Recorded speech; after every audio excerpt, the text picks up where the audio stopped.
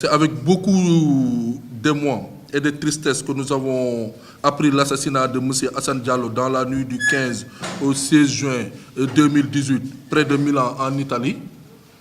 Et encore un meurtre de plus, alors que ceux de Idi Diène et de Makhtar Niang restent toujours à être élucidés.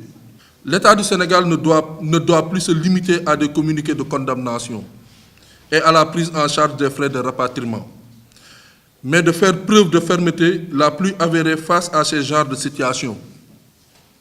Car les ressortissants de ces pays sont bien protégés au Sénégal.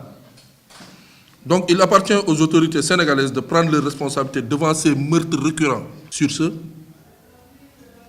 nous demandons aux autorités du ministère des Affaires étrangères et des Sénégalais de l'extérieur d'user des voies diplomatiques, des voies et les moyens diplomatiques, afin d'arrêter ces agressions institutionnelles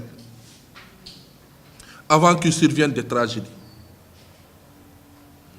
Également, nous déplorons le manque de réaction des dirigeants et des institutions africaines face à la situation qu'a vécue des centaines de fils africains laissés à la dérive plus de 15 jours sur les côtes italiennes et de la Sicile, dans le navire Aquarius.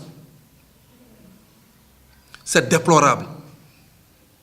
Nous encourageons les ONG, SOS Méditerranée, Médecins sans frontières, à continuer ce travail qu'ils sont en train de faire, à renforcer leur flotte sur la Méditerranée, afin de sauver ces naufragés qui sont particulièrement des Africains. Nous croyons, et nous sommes fermes là-dessus, et c'est notre conviction profonde, que la fermeture des frontières n'arrête pas le flux de migration,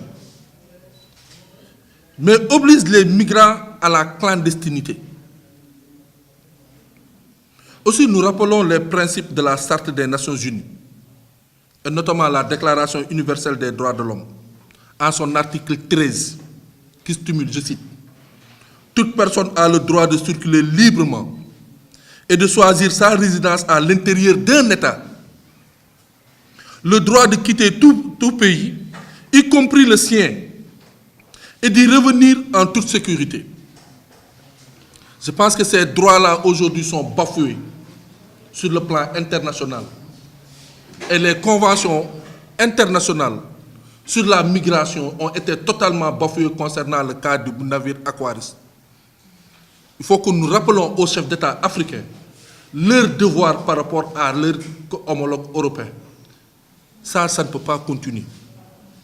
Il faut que les Africains, qu'on puisse réagir par rapport à ces situations. Si nous ne pouvons pas retenir nos enfants, au moins qu'on leur offre la protection internationale que nous avons signée avec ces continents et avec ces institutions internationales. Et ces pays également.